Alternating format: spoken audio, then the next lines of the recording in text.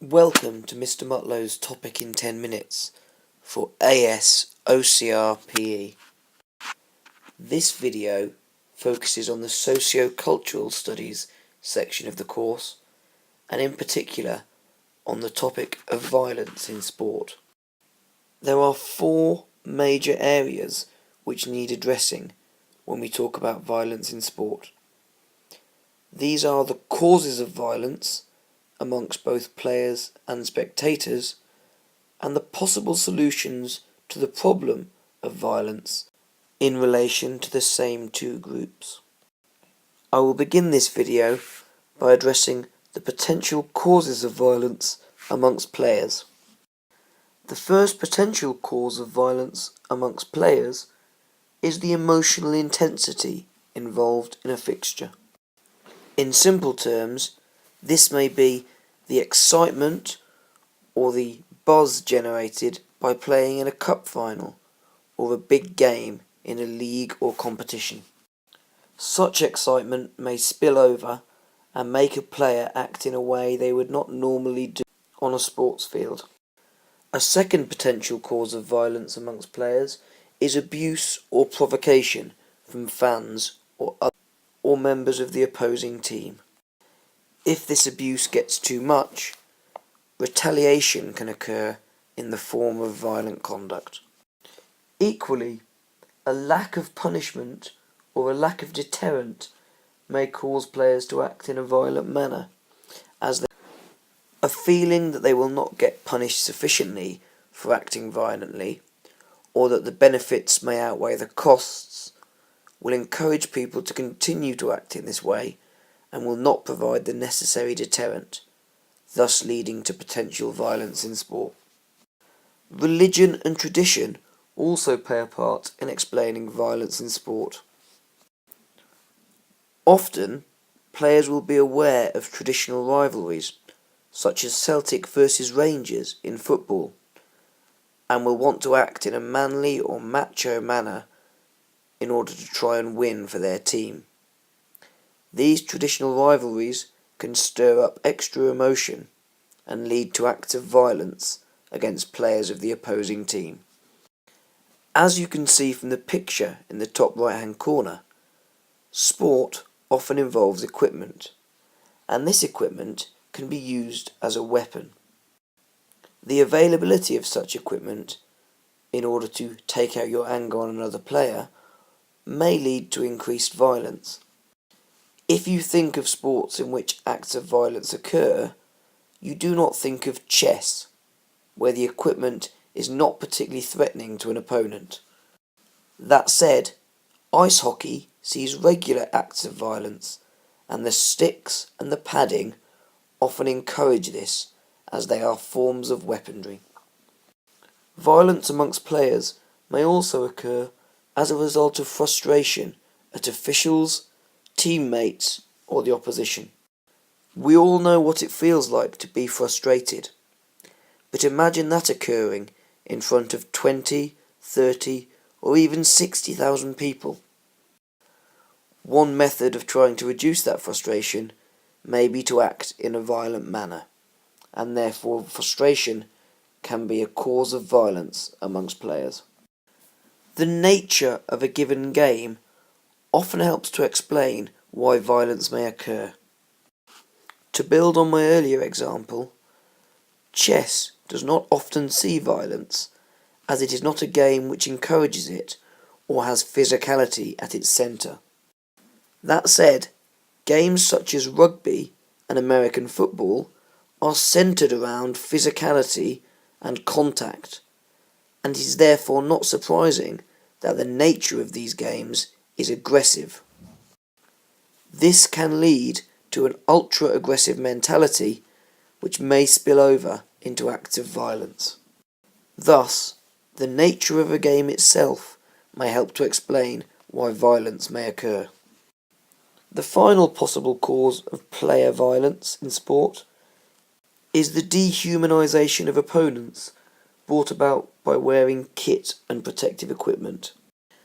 As we discussed in our study of American football in the Sport in the USA video, people wearing kit often provides a false sense of security.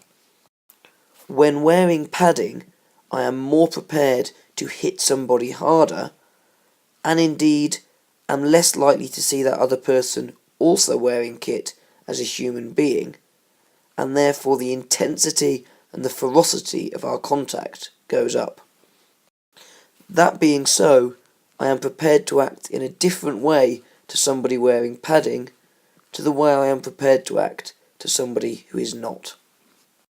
This could lead to violence. A good example of this would be in hockey, where people are often prepared to whack the ball as hard as they can at a goalkeeper as they are wearing protective equipment. If you put an outfield player in the goal, this mentality would not be the same for the attacking players. Hence, kit can lead to violence as it dehumanises opponents and gives a false sense of safety. What about spectators, however? Why might they be violent? The causes of violence amongst spectators are very similar in many ways to the causes of violence amongst players. Indeed, 6 of the 8 causes of violence amongst players are also common causes of violence amongst spectators. If you were answering a question on spectator violence, you could cite emotional intensity, lack of punishment, abuse and provocation, religion and tradition, frustration, and the nature of the game as reasons why spectators may be violent, in addition to reasons why players may be violent. That being so, I will not cover these again. I will simply look at the additional reasons you could give to explain spectator violence. In addition to the reasons I have just mentioned, spectator violence can be caused by numbers. Poor facility provision for away supporters, for example, and overcrowding or an increase in numbers may lead to violent behaviour, as fans feel they are treated poorly and therefore wish to take their frustration out on other people. This is partly explained by a mass culture or peer pressure and the fact that fans often follow the large groups in which they are congregated. Consequently, spectator violence can be caused by the number of spectators in a ground and the overcrowding which may result. Equally, it can be caused by peer pressure, and once one fan begins violent action, many others may simply follow. Potential causes of violence among spectators also include the presence of alcohol or drugs. In many sporting venues, alcohol is banned for this very reason. Where it is not, however, it can be a cause of violence, as it leads people to act in irrational ways. The final potential cause of spectator violence is the presence of hooligans. In many sports, hooliganism is not uncommon, and people who go to games with the simple intention of being violent and causing trouble can influence crowds in general. Therefore, spectator violence can be explained through 8 different reasons. These include emotional intensity, lack of punishment, religion or tradition, abuse or provocation, frustration, the nature of a game, numbers or overcrowding, mob culture and peer pressure, alcohol, and hooligans. I will now turn my attention to possible solutions to the problem of violence in sport. There are a number of potential solutions to the problem of player violence in sport. I will discuss each of these in turn now. The first potential solution is the increased use of technology for citing and retrospective punishment. It is commonplace in football to see people commit an offence and not be punished as a result, because the referee has issued a yellow card and therefore is deemed to have taken action. In rugby, however, this is not the case, and people are often retrospectively punished through the citing commissioner, who watches games afterwards and picks out any incidents of foul play.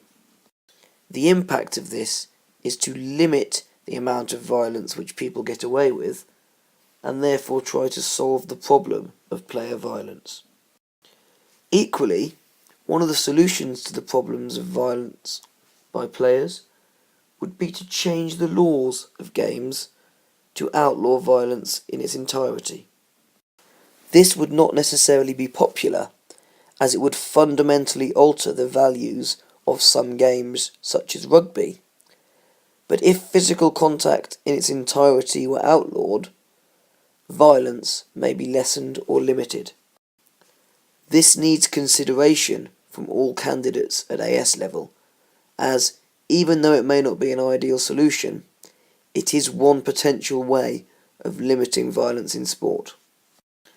An increased severity of punishment may also be a method of reducing violence in sport.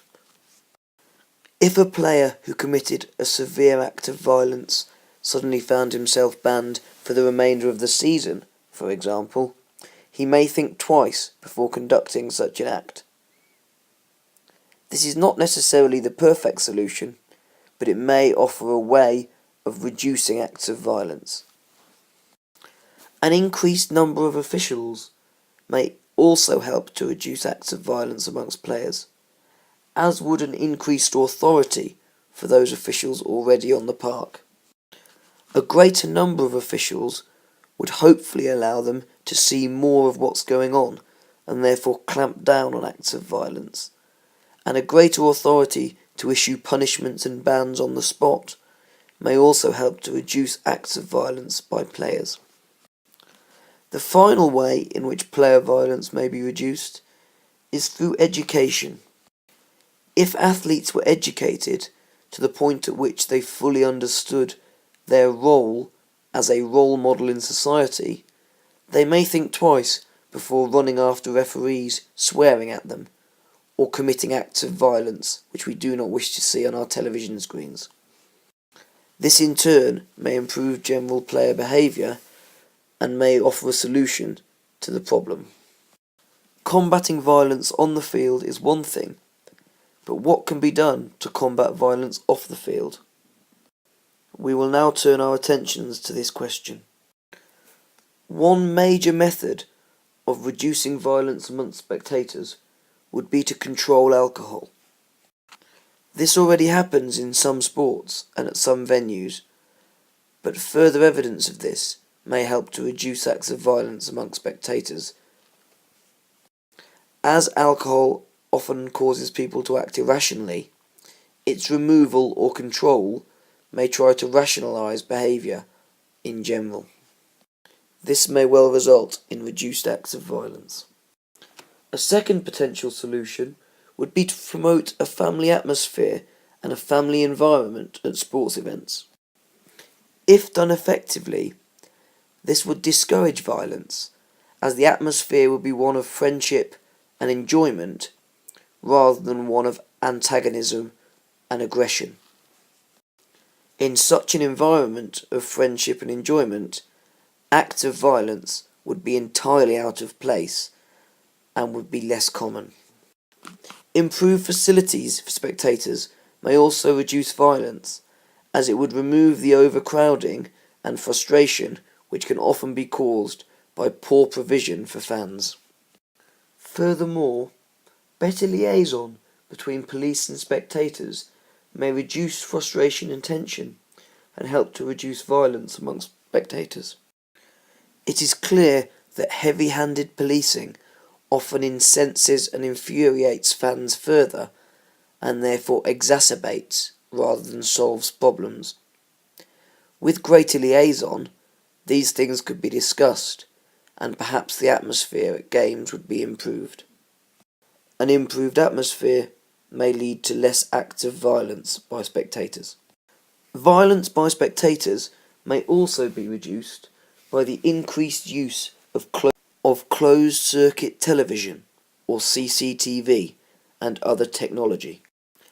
Greater surveillance and the ability to punish those who have caused problems and deal with them more effectively through use of technology may ensure that violence is less common at sporting events and may therefore help to control violence and phase it out in the long run. A final potential solution to spectator violence would be to increase the severity of the punishment for those who are caught.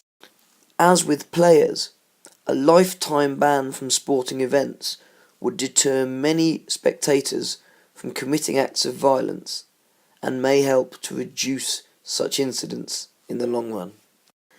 There are many other potential solutions to both player and spectator violence, but these are just a few which may help you to answer a question should it occur in the exam.